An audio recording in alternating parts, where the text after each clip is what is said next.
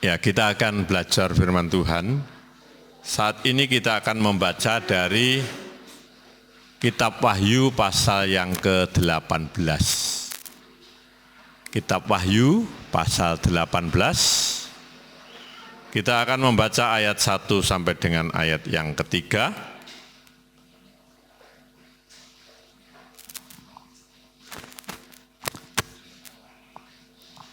Kitab Wahyu pasal yang ke-18 ayat 1 sampai 3. Monggo.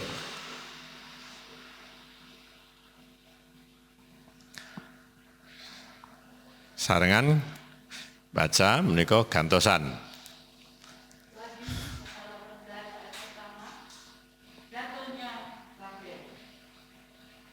Kemudian daripada itu, aku melihat seorang malaikat lain turun dari surga. Ia mempunyai kekuasaan besar dan bumi menjadi terang oleh kemuliaan. Dan ia berseru dengan suara yang kuat, katanya, "Sudah putus, sudah Babel, kota besar itu. Dan ia telah menjadi tempat kediaman roh jahat dan tempat bersembunyi semua roh najis dan tempat bersembunyi segala burung yang najis dan yang putih. Karena semua bangsa mengambil dari ambil hawa nafsu cabulnya, dan raja-raja di bumi telah berbuat cabul dengan dia, dan pedagang-pedagang di bumi telah menjadi kaya oleh kelimpahan hawa nafsu." Ya, puji Tuhan, terima kasih untuk semuanya, Bapak Ibu, saudaraku yang dikasihi Tuhan. Di ayat 1 itu dikatakan bahwa kemudian daripada itu aku melihat seorang malaikat lain turun dari surga. Ia mempunyai kekuasaan besar dan bumi menjadi terang oleh kemuliaannya. Nah, ini malaikat yang lain. Ini kemudian ada malaikat lain di ayat 1 tadi. Kemudian daripada itu aku melihat seorang malaikat lain turun dari surga. Ia mempunyai kekuasaan besar dan bumi telah menjadi terang oleh kemuliaannya. Ini diidentifikasi, dipersonifikasikan adalah anak domba Allah itu. Ya. Kita melihat juga Injil Yohanes pasal 5 ayat 27.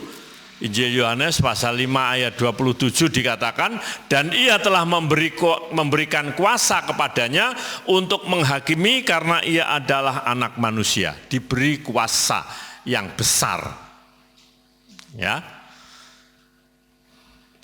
Sama dengan Injil Kitab Wahyu pasal yang ke-18 ayat yang ke-1. Ya. Kembali kita juga bisa melihat di dalam Wahyu pasal 22 ayat 16. Karena ini diidentifikasikan Yesus Kristus anak domba Allah itu. Di dalam Wahyu pasal 22 ayat 16, aku Yesus telah mengutus malaikatku untuk memberikan kesaksian tentang semuanya ini kepadamu bagi jemaat-jemaat. Aku adalah tunas Daud. Aku adalah tunas, yaitu keturunan Daud, bintang timur yang gilang gemilang. Ini diidentifikasikan seperti itu. Ya, jadi kita melihat kekuasaan malaikat ini sungguh luar biasa, diberi kekuasaan yang sangat besar. Kemudian daripada itu aku melihat seorang malaikat lain turun dari surga. Ia mempunyai kekuasaan besar dan bumi menjadi terang oleh kemuliaannya. Jadi waktu itu sudah tidak memerlukan matahari, bulan, Ya karena Tuhan itu terangnya. Nanti kita akan melihat juga di dalam kitab Wahyu di pasal-pasal berikutnya bahwa Tuhan itu adalah terang bagi kita dan Dia merupakan penguasa kerajaan surga yang beda dengan surga yang diberitahukan oleh yang lain, ya. Kalau saudara membandingkan surga yang Tuhan punya dengan surga yang dimiliki orang lain itu sangat berbeda. Ya. Karena di surga yang Tuhan berada di situ itu sudah tidak ada lagi pikiran seperti di dunia. Ya, seperti misalnya kawin dan mengawinkan tidak ada. Kalau yang lain itu bahkan masih ada pasarnya. Ya, masih ada pasar. Ini nggak tahu bayangannya surga itu masih ada mall di situ, masih ada pasar, masih ada jual beli. Tapi di Alkitab kita sudah tidak ada kesusahan, tidak ada sakit penyakit, tidak ada air mata. Ya, itu sudah dijelaskan.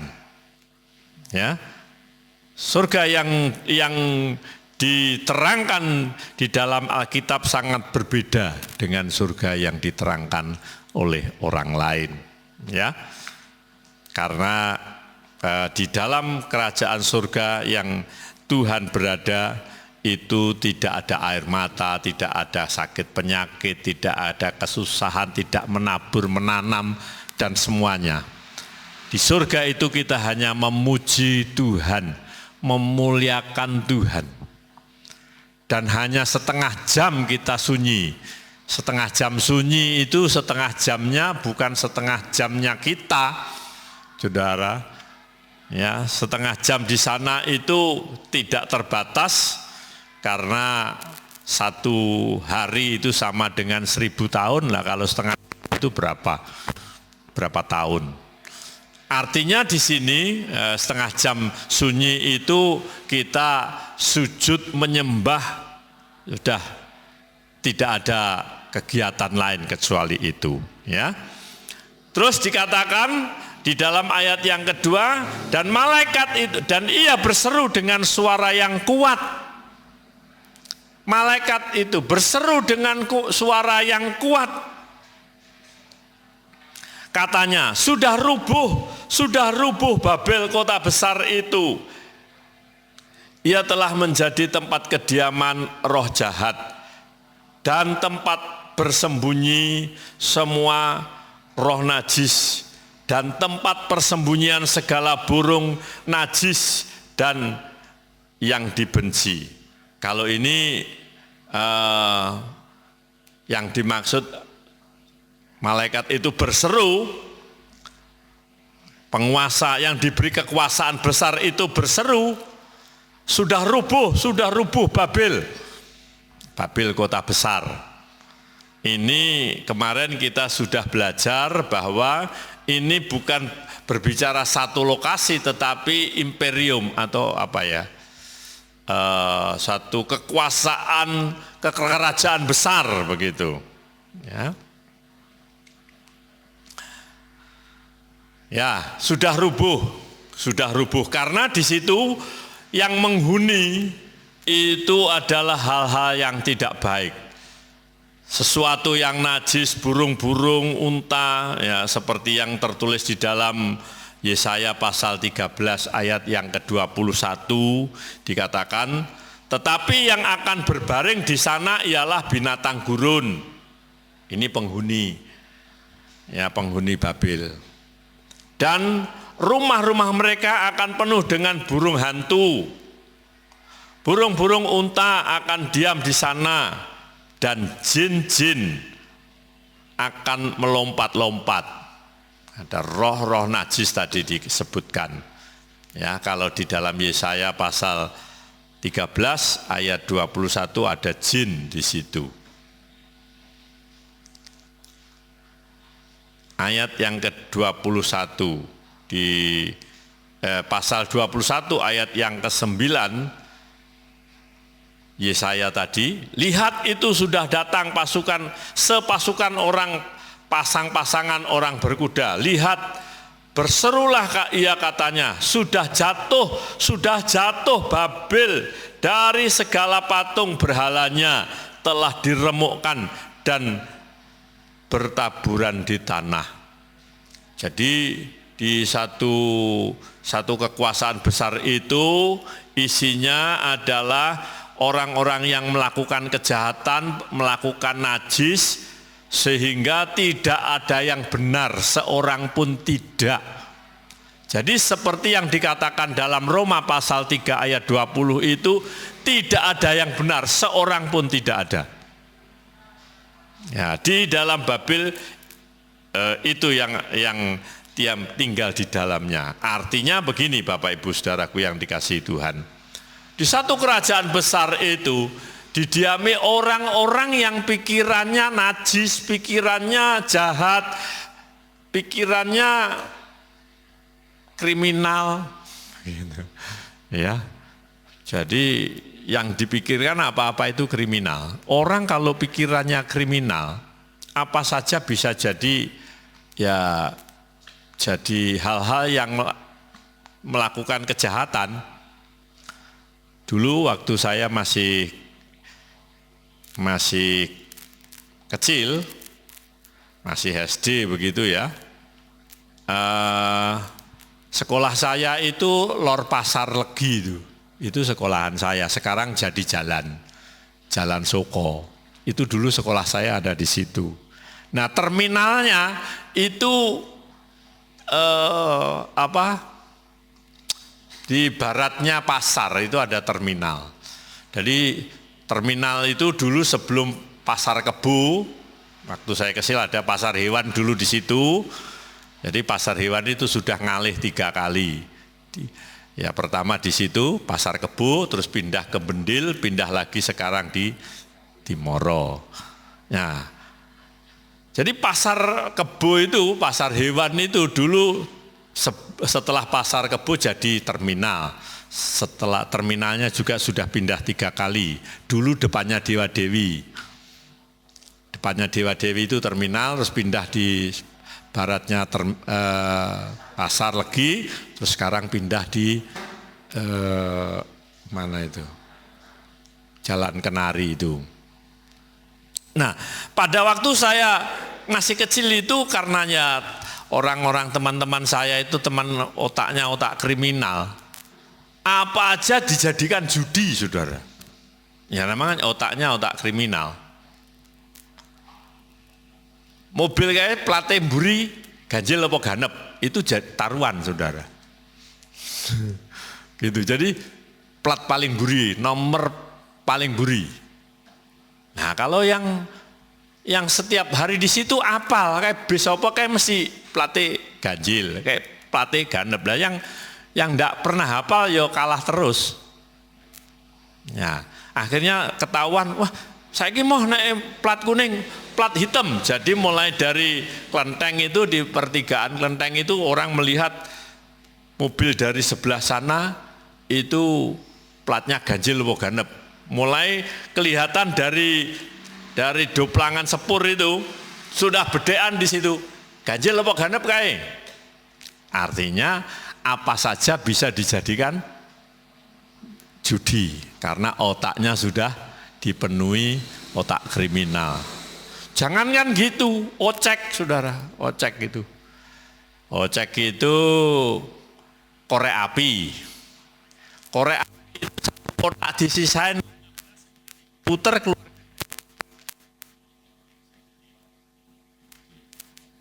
Macam-macam. Karena di sini sudah begitu.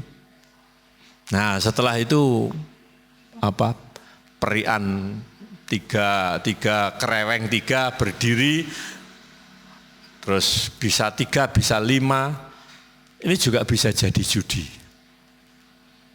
Karena di sana di sekitar saya itu, sudah dadekne mainan untuk judi. Ya, bahkan dulu apa itu taruhannya endok, itu telur itu beli nomor terus nanti dapatnya endok. Itu dulu seperti itu, macam-macam bisa jadi bahan judi. Ya, apa saja karena sudah ada di sini. Bahkan ada seorang yang saya kenal itu dari muda sampai meninggal itu tidak pernah bekerja, pekerjaannya judi. Ya, itu pekerjaannya. Ya, sampai rumahnya terjual juga. Ya, yang anehnya itu ya karena sana itu kompak. Arepe budal judi, njaluk blonjo bojone tinggi judi ya diwenehi. Kon golekne utangan ya digolekne. Di tempat saya itu pamit bojone aku arepe main. Kon golekne utangan ya digolekne. Karena hasilnya juga kalau punya hasil besar ya dikasihkan istrinya. Jadi kalau enggak punya duit ya minta modal istrinya. Itu. Saya bisa membayangkan apa yang ditulis Alkitab itu di satu kekuasaan besar itu isinya gitu aja. Makanya dikatakan sudah rubuh. Karena tidak ada pikiran untuk menyembah Tuhan, tidak ada pikiran untuk beribadah kepada Tuhan. Enggak, sudah. Ya, kembali ke dalam Wahyu pasal yang ke-18 ayat yang kedua. Dan ia berseru dengan suara yang kuat katanya, sudah rubuh Babel, kota besar itu. Dan ia telah menjadi tempat kediaman roh jahat. Kalau Yesaya tadi tempat kediaman jin. Ya, kalau kita tidak bisa bersahabat dengan jin, tidak boleh minta pertolongan jin. Ya, pertolongan kita ialah dari Tuhan yang menciptakan langit dan bumi. Tempat pertolongan kita, tempat perlindungan kita bukan kepada jin. Ya. Tapi roh-roh jahat ini ada di kota itu dan tempat bersembunyi semua roh najis dan tempat bersembunyi segala burung yang najis yang dibenci. Ayat yang ketiga dikatakan karena semua bangsa telah minum dari anggur hawa nafsu cabulnya.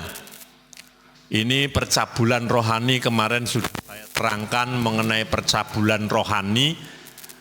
Dia menyembah kepada Tuhan tapi juga minta pertolongan kepada yang lain. Ini percabulan rohani. Ya. Kalau saya melihat dari keterangannya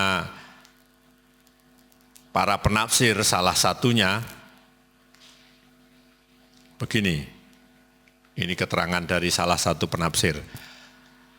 Babel tidak hanya telah mencampakkan Allah yang benar saja, bukan hanya mencampakkan, melupakan Tuhan, menjauhi Tuhan. Ia menegakkan berhala-berhala. Melainkan juga telah menarik segala macam manusia ke dalam persinahan rohani. Ini keterangan yang ditulis oleh para penafsir. Dan dengan kekayaan dan kemewahannya telah menahan mereka dalam kepentingannya. Semua orang yang mengharapkan belas kasih Allah tidak hanya harus pergilah daripadanya, tetapi juga harus ikut membantu dalam kehancurannya. Ini yang dikatakan di dalam komentar dari salah satu penafsir. Jadi di sini ada persinahan rohani. Dan semua orang menjadi mabuk oleh hawa nafsu. Saya jadi teringat satu ayat di dalam Kolose ya. Kolose itu orang yang serakah itu sama dengan penyembahan berhala.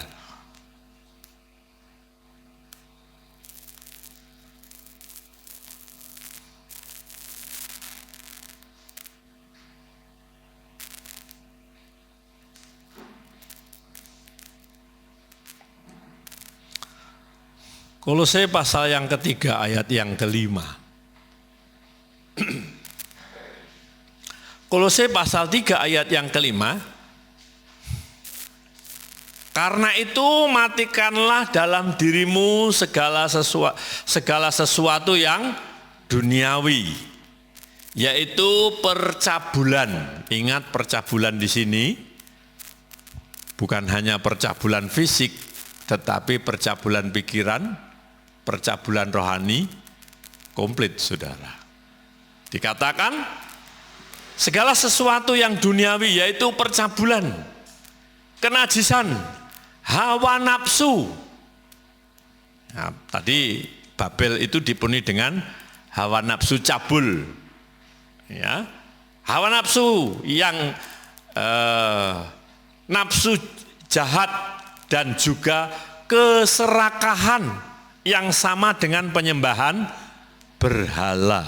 Nah, kita sekarang melihat di dalam Wahyu tadi pasal yang pertama, pasal yang ke-18 ayat yang ketiga sekarang dikatakan bahwa karena semua bangsa telah minum anggur hawa nafsu cabulnya, dan raja-raja di bumi telah berbuat cabul dengan dia, pedagang-pedagang di bumi telah menjadi kaya oleh kelimpahan hawa nafsunya. Kaya dengan keserakahan. Orang yang pengen kaya enggak salah, tetapi kalau kaya dengan serakah, ini sama dengan penyembahan berhala. Ini memusuhi Tuhan, menjauhi Tuhan. Serakah itu sama dengan penyembahan berhala. Ya, kita tahulah istilah serakah itu ingin memiliki yang bukan miliknya, dia ingin dapat lebih banyak dari yang lain, terus apa lagi? Ya, serakah. Ini sama dengan penyembahan berhala. Ya, di sini para pedagang-pedagang di bumi telah menjadi kaya oleh kelimpahan hawa nafsunya. Memperkaya diri dengan cara yang jahat. Bisa juga masalah-masalah yang sekarang ini yang muncul, berita-berita yang ada, sakit itu malah dimanfaatkan untuk mencari keuntungan besar. Contoh, tabung oksigen di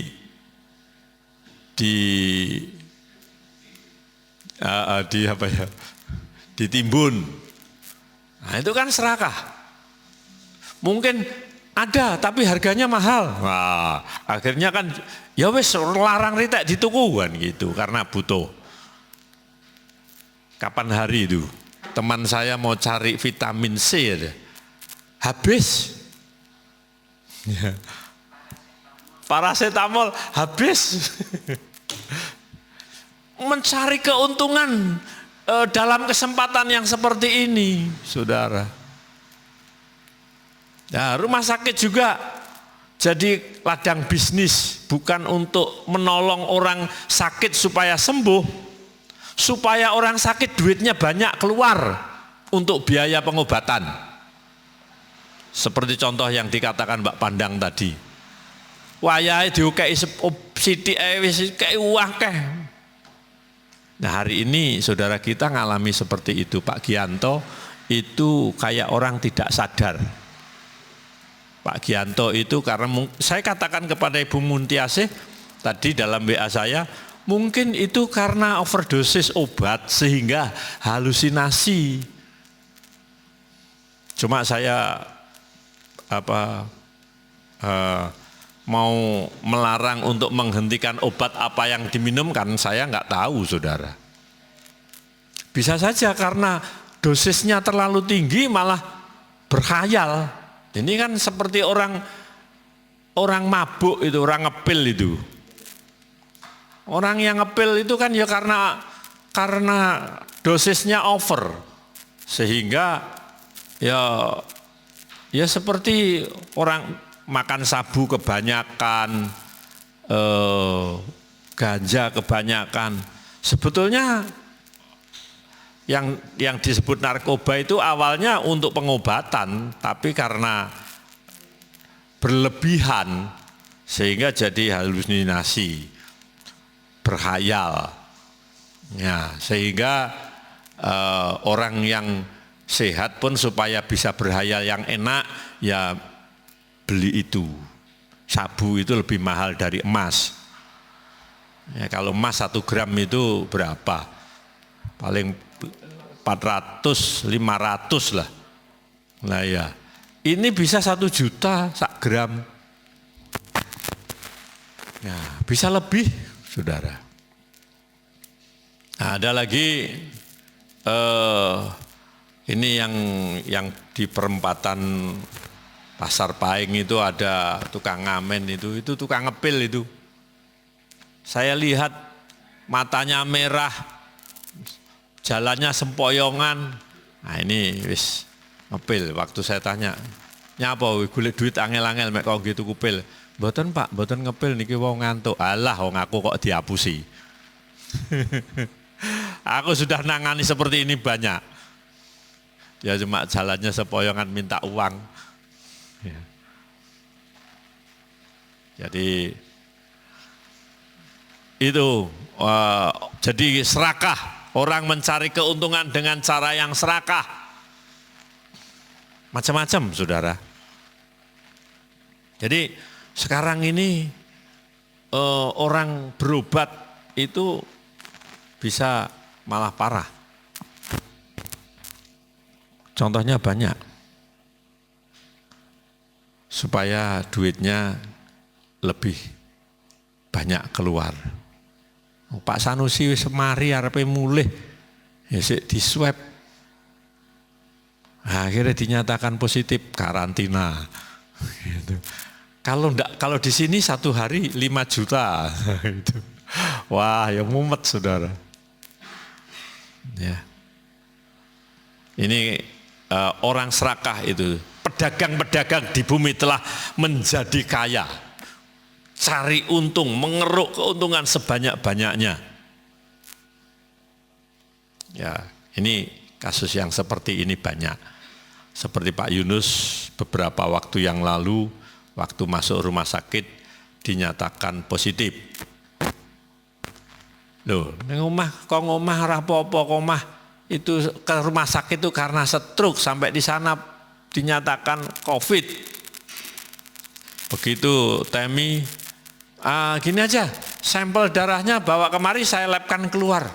Sebentar ya mas, sebentar mas. Bawa masuk lagi, oh negatif, kok bisa begitu, saudara? Ini saya bukan katanya loh ini. Saudara saya sendiri ngalami. Ya, mencari keuntungan dengan cara seperti ini. Tidak heran kalau orang-orang seperti ini akan dibinasakan Allah. Mencari keuntungan dengan cara yang tidak baik. Ya, nanti orang-orang yang mencari keuntungan itu doanya orang banyak bisa jadi kualat. Ya, kan orang nggak rela tuh mencari keuntungan dengan berkedok kesehatan. Ya, ini sudah misi rumah sakit sudah melenceng karena mencari keuntungan. Dan ini banyak dibahas, saudara, oleh dokter satu dengan yang lain itu bertentangan. Obat-obat yang diberikan itu dosisnya terlalu tinggi. Ya, bisa orang membuat halusinasi. Ya, jadi Bapak Ibu Saudaraku yang dikasihi Tuhan, ini yang akan terjadi dan sekarang sudah kelihatan. Pedagang-pedagang di bumi telah menjadi kaya oleh karena kelimpahan hawa nafsunya. Jadi jangan heran kalau ini terjadi, Alkitab sudah menulis, kita tinggal niteni. Dan sekarang sudah mulai para pedagang ini mencari keuntungan dengan tidak baik. Kemarin saya melihat satu tayangan video orang yang utang ke bank, ini labelnya sih label bank agama, saudara ya. Labelnya label bank agama. Banknya itu ada ya supaya yang lain pinjam di situ pakai label agama. Nah, dia itu pinjam uang, sudah pinjam karena bunganya naik. Dia itu sudah dilunasi, saudara, utangnya sudah dilunasi. Tapi rupanya uang yang untuk lunasi itu tidak dibayarkan ke utangnya. Uangnya digantung. Jadi dia ini terus bayar bunganya. Bayar bunganya dari uang yang sudah dibuat lunasi. Begitu uang yang mau dilunasi itu diambil, enggak bisa Pak, enggak seperti dulu. Uang Bapak sudah kelong untuk bayar bunga. Lah iki piye iki? Saya melihatnya bingung melihat cara kerja perbankan yang seperti ini. Pakai label agama, saudara. Tapi kerjanya mencari keuntungan sebanyak-banyaknya. Ini yang terjadi. Dia berkata, saya aja dikerjain, apalagi orang yang tidak ngerti perbankan bisa dikerjain. Namanya Pak siapa? Kemarin diwawancarai oleh Deddy Corbuzier kalau tidak salah. Pak Hamka siapa gitu. Ya, iya Yusuf Hamka dikerjain oleh perbankan. Dia sudah bayar lunas, uangnya enggak untuk ngelunasi hutangnya masih bayar bunga, sementara uang yang itu mau ditarik sudah enggak bisa. Nah, ini kelicikan bank di situ. Akhirnya diperkarakan, saudara. Jadi hal-hal seperti ini pedagang-pedagang ini mencari keuntungan dengan cara seperti ini, dengan hawa nafsu. Serakah. Kenapa serakah? Ya karena serakah itu identik dengan penyembahan berhala. Jadi menghalalkan segala cara. Wah, saya kalau melihat orang-orang seperti ini kok ya bisa-bisanya mencari keuntungan dalam kesusahan orang lain. Nah, rawedi kualat tadi. Ya. Jadi kita mengerti hal ini, ya nanti orang-orang seperti ini sudah dinubuatkan, sudah hancur, sudah rubuh, ya. Di ayat yang kedua tadi, sudah rubuh, hancur, kekayaannya itu sebentar habis, saudara. Kalau kita mengandalkan kekayaan kita tidak lama habis. Kita mendapatkan mengeruk keuntungan dengan cara yang tidak baik, itu sudah rubuh, sudah hancur. Tapi kalau berkat yang dari Tuhan itu, walaupun tidak banyak enak dinikmati, kita bisa menikmatinya dengan penuh sukacita. Tapi kekayaan mengeruk dengan keuntungan yang tidak baik, itu tidak bisa dinikmati. Ini tetangganya Riki di Jalan Manggar itu, musim Covid seperti ini malah kaya raya, padahal dia cuma bagian memandikan mayat. Untungnya malah banyak, saudara. Jadi dalam kondisi seperti ini dia malah jadi kaya. Bangun terus katanya. Musim koyong ini malah bangun terus. Terserah itu ya, lakukan seperti itu, tetapi Alkitab sudah mengatakan sudah rubuh. Sudah rubuh. Orang yang mencari keuntungan seperti itu akan habis. Seperti Tuhan menghempaskan seperti orang panen dihempaskan angin. Demikian Tuhan itu menghempaskan rezeki orang-orang yang berlaku curang ini habis. Ya, jadi Bapak Ibu saudaraku yang dikasihi Tuhan, kita banyak berdoa supaya tidak terbawa dengan alur orang-orang serakah ini. Ya, kita terima berkat Tuhan yang diberikan kepada kita dengan rasa syukur. Itu akan nikmat seberapapun. Ya, seberapapun saudara diberkati, dinikmati dengan bersyukur. Kemarin istri saya, wong jangan terong selilitan iwak. Karena menikmati. Wong jangan terong kok selilitan iwak. Ya, artinya ya rasanya seperti itu, menikmat. Ya. Jadi Bapak Ibu saudaraku yang dikasihi Tuhan, kita belajar untuk waspada, jangan sampai kita melakukan kejahatan menggunakan kesempatan seperti ini untuk keuntungan pribadi, memperkaya diri, tapi mari kita menikmati berkat yang Tuhan berikan seberapapun yang Tuhan kasih kepada kita. Amin. Tuhan memberkati kita semua.